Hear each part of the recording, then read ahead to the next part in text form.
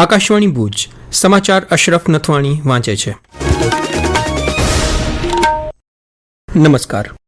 વિમાન અકસ્માત તપાસ સંસ્થા AAIBએ અમદાવાદની વિમાન દુર્ઘટનાની તપાસનો 15 પાનાનો પ્રારંભિક અહેવાલ રજૂ કર્યો છે. Air India flight AI 171 Boeing 787 વિમાન સાથે સંકળાયેલી દુર્ઘટના સુધીની ઘટનાઓ અને એન્જિન સ્થિતિની તપાસ કરતા અહેવાલમાં ખુલાસો થયો છે કે વિમાનના એન્જિનમાં ઈંધણ બંધ થઈ ગયું હતું. AAIBએ તેના અહેવાલમાં જણાવ્યું છે કે ઉડાન ભર્યાના થોડા જ સેકન્ડમાં વિમાનના બંને એન્જિન ફ્યુઅલ કંટ્રોલ સ્વિચો રનથી કટ ઓફ સ્થિતિમાં એક પછી એક સેકન્ડના સમય અંતરાલ સાથે બંધ થઈ ગઈ, જેના પરિણામે ભયાનક હવાઈ દુર્ઘટના બની હતી. પ્રારંભિક તપાસ અહેવાલ મુજબ કોકપિટ વોઇસ રેકોર્ડર પર એક પાયલટ બીજા પાયલટને પૂછતા સાંભળી શકાય છે કે તેમણે એન્જિનમાં ઈંધણ પુરવઠો કેમ બંધ કર્યો, જેના જવાબમાં બીજા પાયલોટે કહ્યું કે તેણે નથી કર્યું.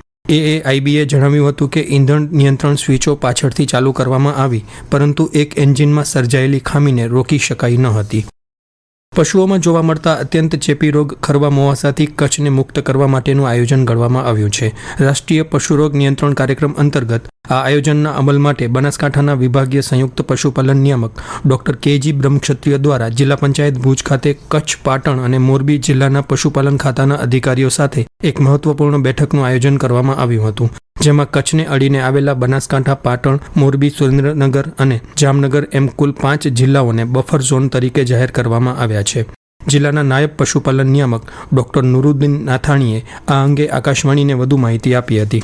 સરકાર ઘણા વખતથી ખરવા મોવાસા કંટ્રોલ પ્રોગ્રામ FMDCP કાર્યક્રમ આખા રાજ્યમાં અત્યારે ચાલુ છે અને આખા રાજ્યને ખરવા મોવાસા મુક્ત બનાવવા માટેનું પ્લાનિંગ અત્યારે ચાલી રહ્યું છે. એનો પાયલોટ પ્રોજેક્ટ છે અને પ્રોજેક્ટનું સ્ટાર્ટિંગ અત્યારે કચ્છમાંથી કરવામાં આવે છે, કારણ કે કચ્છનું જે પ્રકારે ભૌગોલિક પરિસ્થિતિ છે અને એક બાજુ દરિયો અને રણના કારણે આપણે એ બાજુથી આયાત નિકાસ અટકાવી શકીએ છીએ. બાકી જે પણ કચ્છમાં એન્ટ્રી પોઈન્ટ છે, એટલે કે મોરબી અને પાટણ, એ બંને જિલ્લાઓમાંથી કચ્છમાં એન્ટ્રી થઈ શકે છે. તો આપણે ખરવા મોવાસા મુક્ત કરવા માટે એક પણ પશુ કચ્છમાં રસીકરણ વગર ના રહી જાય અને બહારથી જે પણ પશુઓ માઇગ્રેટરી આવે છે તો એ વેક્સિનેશન થઈ અને પછી કચ્છમાં એન્ટર થાય. વેક્સિનેશન થયા વગર કોઈ પણ પશુ કચ્છમાં આવવું ન જોઈએ. એના માટે આ ફ્રી ઝોનમાં આપણે ચેકપોસ્ટ 3 બનાવવાની છે. એની અત્યારે કામગીરી ચાલુમાં છે.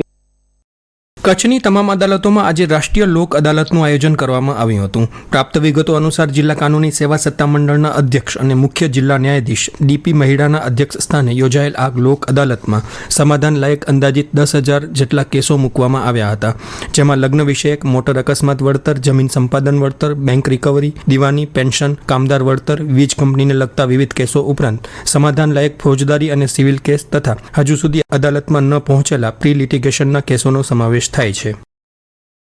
માંડવીના રેલવે જોડાણનો વર્ષો જૂનો પ્રાણ પ્રશ્ન ઉકેલાય તેવી શક્યતા છે.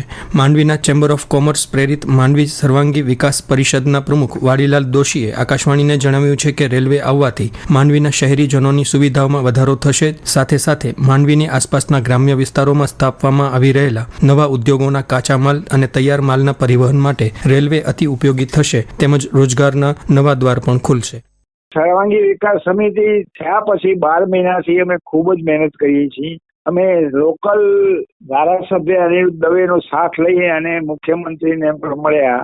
દિલ્હીથી, ગુજરાતથી જુદી જુદી સમિતિઓના એ લોકો મળવા આવ્યા અને એ પ્રશ્ન હવે ઘણો આગળ વધી ગયો છે. અમે અહીંના સંસદ વિનોદ ચાવડાને પણ મળ્યા. એને સામેથી કીધું કે નરેન્દ્ર મોદી સાહેબે પણ એમાં રસ લીધો છે. એરિયા મેનેજર ને પણ અમે મળ્યા અમદાવાદ.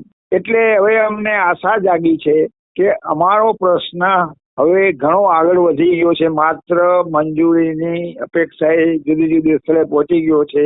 માંડવીમાં કારખાના બેન્ટોનાઇટના મોટા આખા હિન્દુસ્તાનમાં અહીંયાથી માલ જાય છે બેન્ટોનાઇટ, અને એ પણ જબરજસ્ત છે.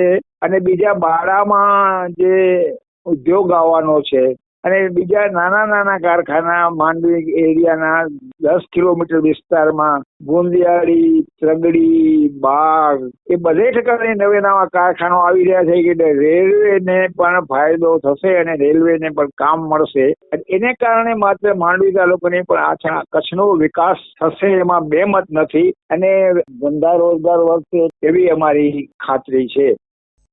ગુજરાત માધ્યમિક અને ઉચ્ચતર માધ્યમિક શિક્ષણ બોર્ડ દ્વારા આજે ધોરણ 12 વિજ્ઞાન પ્રવાહની પૂરક પરીક્ષાનું પરિણામ જાહેર કરવામાં આવ્યું છે. પરીક્ષા આપનારા 16,789 વિદ્યાર્થીઓ પૈકી 6,978 વિદ્યાર્થીઓ પાસ થતા 41.56% પરિણામ આવ્યું છે.